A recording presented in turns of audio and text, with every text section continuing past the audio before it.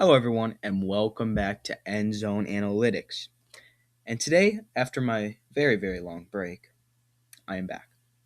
And we'll be ranking every NFL team after the draft. So let's get into it. Number 32, the Miami Dolphins. The Dolphins have hit a hard reset. They have traded and released big time players on their team like Tyreek Hill, Jalen Waddle, Minka Fitzpatrick, and many more. While they added offensive players like Tutu Atwell and Malik Willis, this team is just forcing themselves into a rebuild. They went into the draft and got great players like Chris Johnson, Caden Proctor, and Trey Moore in free agency and the draft to start the rebuild. But they are not going to be competitive this year and are aiming for a high draft pick in 2027. Number 31, the New York Jets. Now, this might be a surprise, but isn't to me. The Jets have had a great offseason in the draft and free agency, getting David Bailey and many offensive talents in the draft. Also getting Geno Smith as their mentor for Cade Klubnik. But this team does not impress me. The Jets organization is prone to losing. This season with Geno Smith at QB is not going to be well if you look at his previous year with the Raiders. I think the defense will be better and actually get turnover. But this is just not a foundation for a winning team in 2027. Number 30, the Las Vegas Raiders. The Raiders had a memorable draft, drafting the undisputed number one pick in Fernando Mendoza. In free agency, they picked up numerous talents to improve their defense, like Kwity Paye and Nakobe Dean to protect the field and get more sacks. With this, Max Crosby will have less to stress about, and I think they could have a top 20 defense this year. But the offense just doesn't match. Signing Tyler Linderbaum definitely will help Ashton Genty progress, and I think he'll have a breakout season. This season will help Fernando Mendoza see and learn the game from a great mentor in Kirk Cousins. Number 29, the Arizona Cardinals. The Cardinals in the offseason have started a rebuild similar to the Dolphins, but they have already more built it. One questionable thing was signing players like Tyler Algier and not trading James Conner if they wanted to pick up Jeremiah Love. Besides that, they made the decision to sign Gardner Minshew, but also got Carson Beck. I think they are just overloading in positions that are already filled. This season is just going to be a season to tank for another high draft pick. Number 28, the Cleveland Browns. The Browns had one of my favorite off seasons, building around Shedeur Sanders. They got O linemen in the draft and free agency that will definitely help boost this offense. Also, to improve the defense to its fullest, they signed Quincy Williams and AJ Epinenza and Jared Verse in free agency. But also drafted receivers for Sanders like Casey Conception and Denzel Washington, which were some picks I really liked. The Browns aren't going to be good, but I think we'll see improvement for Shedeur Sanders. Number 27, the Tennessee Titans. The Titans have had a great offseason, spending over $270 million on players like Wan'Dale Robinson, Jermaine Johnson, John Franklin Myers, and so many more studs. Also in the draft, they got Carnell Tate out of Ohio State and Kedrick Falk from Auburn. They have brought in so much talent for them to work around Cam Ward. But this year, I only see them creating chemistry and really starting to cash in next year. But I could see them getting around that 8 and 9 or 9 and 8 spot if they are really top tier. Number 26, the Washington Commanders. The Commanders suffered last year due to Jaden Daniels not being able to stay healthy. During the offseason, they had a major additions and departures like adding Adafe Owe and Leo Chanel on defense, but releasing Marshawn Lattimore and Bobby Wagner, key defensive players. I think this year we will see Jaden Daniels in full form, but the team around him isn't convincing right now. But I won't be surprised if they surpass the Cowboys or other teams and sneak in the 7th seed. Number 27, the Minnesota Vikings. The Vikings are having QB problems. Kyler Murray feels that like JJ and him are already friends, while JJ thinks otherwise. I think this could mess with the team chemistry and morale.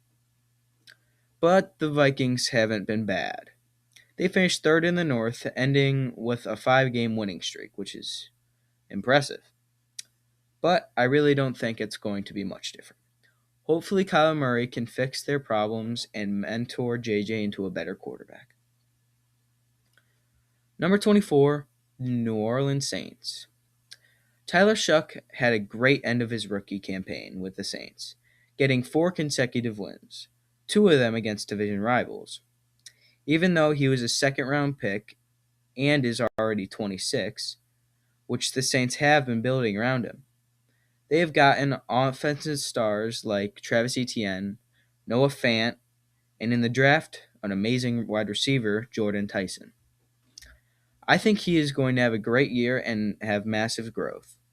The Saints also released some of their older players that took up a lot of cap they can use to build around Shuck. Number 23, the Pittsburgh Steelers. The Steelers added lots of talent this offseason, hopefully for the future, but just delaying the inevitable by signing Aaron Rodgers back on a 1-year deal. He is now 42. He's like LeBron, but not as good. And they're still trying to make a playoff push. But it has been the same result for the last 10 years, getting eliminated in the wild card. Their team is perfect to not have a QB. Then build around on next year. Maybe even J.J. McCarthy could sign with them, which would be pretty cool. But right now, I just don't see this team doing anything different this season. They could be another 10-7 team and then get out. Number 22, the New York Giants. The Giants have built such a good team from the last few drafts and free agencies. Even with Dexter Lawrence's departure, they got a top 10 draft pick and got Francis Mauigoa, a very good, needed guard on the own line. We saw how dangerous Jackson Dart and Cam Scadaboo can be when healthy. Also, they have added many receivers to make their receiving room one of the best in the league, I think. I think we could see them get into the playoff picture late into the season and possibly make it at a 7 or 6 seed. Number 21, the Atlanta Falcons. The Falcons I have high faith in, even though I shouldn't. I think Bijan Robinson will be used more than ever. He will be the Christian McCaffrey this season. But in order for this idea to work, Tua needs to start using his brain for football instead of banging it against things. If they get the 70-point game Tua, they could be fighting for a spot in the playoffs or even the top of their division. But they did end up losing stars like Darnell Mooney and Leonard Floyd. But they did bring in Brian Robinson, Jaha Dotson, some players, offensive players to help Tua create an offense. This team has lots of positives, but the factor is Tua. Has to work, or else in mid-season, Michael Penix will have to come and play, and we'll have to see how that goes. Number 20, the Indianapolis Colts. I feel this is a safe spot for them, with the whole Danny Dimes stuff. Before Daniel Jones got injured, he was balling and leading them to a 1 or 2 seed in the AFC. But due to unfortunate events, they had to bring in Phillip Rivers out of retirement, who could not lead them to the playoffs. This year, they have let go of lots of talent, like Nick Cross, Michael Pittman Jr., Kenny Moore, and so much more talent. Though they did sign some players to fill in, it won't be as good as it was last year. But this team could still be good. they will still have to get the same out of Daniel Jones again. Number 19, the Carolina Panthers. I like what they've been done, adding stud like Jalen Phillips and Devin Lloyd in free agency and others. This defense might be a top 15 to 10 defense and could carry them back to the top of their group. But don't forget Bryce Young, the man who almost beat the Rams in the wild card last year and making the Bears trade look more realistic. Not really. He has really turned his career around at the end of the season. If he comes into the season like he ended, he could do some great things. Week 1 against the Bears will be a great game. Number 18, the Tampa Bay Buccaneers. The pure mid team. They just barely missed out on the playoffs and have a veteran QB that is still good, but adding some new talent that I really like. Kenneth Gainwell is another type of Christian McCaffrey, with his catching option and great running ability.